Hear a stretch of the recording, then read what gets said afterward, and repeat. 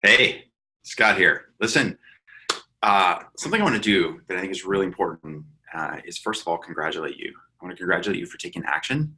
And the reason that's really important is because when you're running your company and you're trying to build from your idea to your impact, there's a lot of obstacles along the way. And some of those obstacles are ones that we know about. It's how do I get more customers? How do I get more revenue? How do I generate the right pricing model? How do I build the right team around me? All of these challenges, all of these problems are going to crop up as you're moving along the journey that you're on as an entrepreneur, as a founder. More importantly, while those are obstacles that are external, there's also obstacles that we all have internally. And I want to talk about why it's so important and why I'm congratulating you on taking some action, because there's the internal limits that many of us, most of us, in fact, there's some good science that all of us place on ourselves. And I want to talk through what some of those limits are that we place on ourselves and why it's so important for you to take a moment and congratulate yourself for taking some action. So what I want to do here is share my whiteboard. I just want to sketch out a couple of really easy, quick models that I think will help to illustrate this.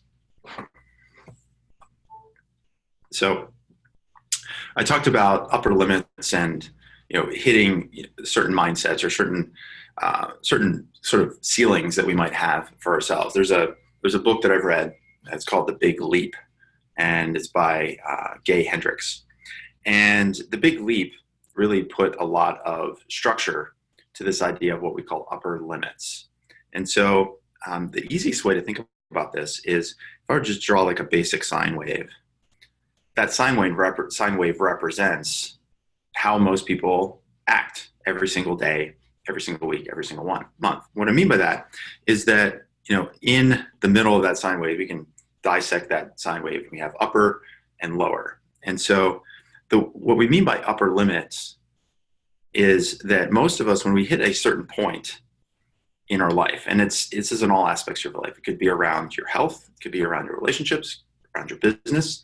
When we hit a certain limit, then oftentimes what we see is like, wow, things are really great. But then we start to notice that things start to, in some ways, fall apart. Like maybe some of the activities we were doing on the sales side of things were working, and then now they're not working. And we kind of hit this down cycle.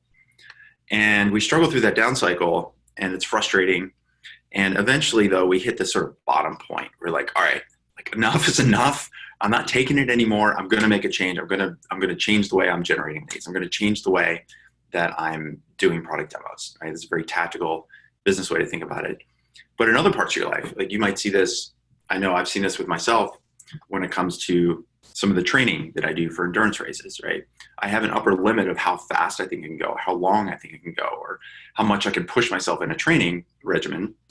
And once I hit that sort of peak, then I have a tendency to sort of back off. I'm like, okay, man, I hit my limit.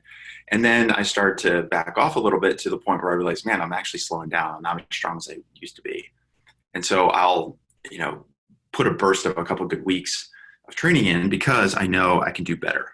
Like enough is enough, and I've had enough, and I'm going to do better, right? You see this with weight loss, for example. Somebody says, look, like, I know at my peak I can drop to 190 pounds. So I'm going to get under 200, hit 190 pounds. And then oftentimes what happens? Well, sometimes we just get a little lax with our nutrition, or again, not getting enough sleep, or not exercising enough. And then we start to, maybe pack on a few pounds, and then we pack on those few pounds and we go like, now I'm back up to 205 and I'm not going to take it anymore. I'm going to go back on this training regimen. So this sine wave, you can probably think about it in your life where you have these upper limits and then you have these lower limits. The lower limits are good because that's a place where we say enough is enough. I'm not going to take it anymore, and I'm going to do something to change. The upper limits are, though, a major constraint when it comes to how we run our life and how we think about how do we grow as a person. Because if we're always hitting this upper limit, that means we're only growing within this certain band. If we're down here, yeah, we can grow up to here, but what about up here? What about getting through those upper limits? And so if we start to think about this in terms of your company, your startup, right? If we think about how you started with an idea for your company, right? And we talk about this all the time. You want to go from idea to impact. And we know that this journey could take 3 years, 5 years longer. We talk about the phases of startup, ramp up, scale up. Each of these phases have their own challenges along the way. Well, if we overlay this sine wave of life, right? We could say, look, we started here. Here's our sine wave, right? Well, the problem is if we might start off and we might actually be kind of ahead of schedule here. Like, man, this is where we started and we're going to go this direction over time. And over the course of 3 years or 5 years or 7 years or 10 years, we're going to make an impact for our customers in our market in the world, right? And so a lot of times when we start the startup, like things are going great. It's this feeling of euphoria. And then we kind of hit some kind of ceiling hits us. And we end up in this down cycle. And so eventually we hit a trough and we say, okay, enough is enough. I'm not going to take it anymore. And then we look to improve. But the problem is as time is going on and we think about this timeline to go from idea to impact, we see that the challenge is now that upper limit that we've established for ourselves is actually not getting us back onto the path that we need to be on in order to make the impact that we want to make. And then worse, as time goes on, that upper limit, things will hit a down cycle. And again, we might be down here. The problem is over time, even with the best of intentions, if we have these upper limits, when we have these upper limits, we can't actually get the growth that we need in ourselves and in our companies in order to get to that next level, right? And so if we can help you break through those upper limits, then here's what that curve could look like. Start here with idea, get here to impact. What if instead we could do a sine wave that looks like this? So you're still going to have the peaks and valleys, the peaks and troughs in the day-to-day, month-to-month, quarter-to-quarter, year-to-year life of your company and of yourself. But what if these, what were previously our peaks, now over time actually become higher, or actually become lower than our troughs, or better said, our troughs, our worst days, or the worst part of our down cycles are actually better than what we used to feel is our best day. And so the real question is like, well, how do we get from, if this is the case, we know that this is our current upper limit. Well, how do we get from here to here so that we have a new upper limit? How do we get from here to here? So again, we have yet another new upper limit, and then go from here to yet have another new upper limit. Well, this is where the congratulations comes in, because by taking action and working with somebody on your side, with me, with the team that I have around me, with other mentors and advisors, by leveraging all of those resources in a way that allow you to identify exactly what is it going to take to get you from this current upper limit to the next level. And so the way I think about this is to get from where you are to where you want to go. It really comes down to three things. One, we need a really clear plan of action, right? We need to have a strategy in place that says, look, this is where we are. This is the limit that we've hit right now. For whatever reason, we can't break through that limit. If I want to get to the next higher limit over here, I'm going to need a plan of action. I'm going to need some way to know what's the roadmap, what's the blueprint, what's the course in order to get from where I am to where I want to go. Just write this over here a little bit. So one, we need a plan of action. The secondly is, okay, great. Now we have this plan of action. The next thing we need is a playbook or systems.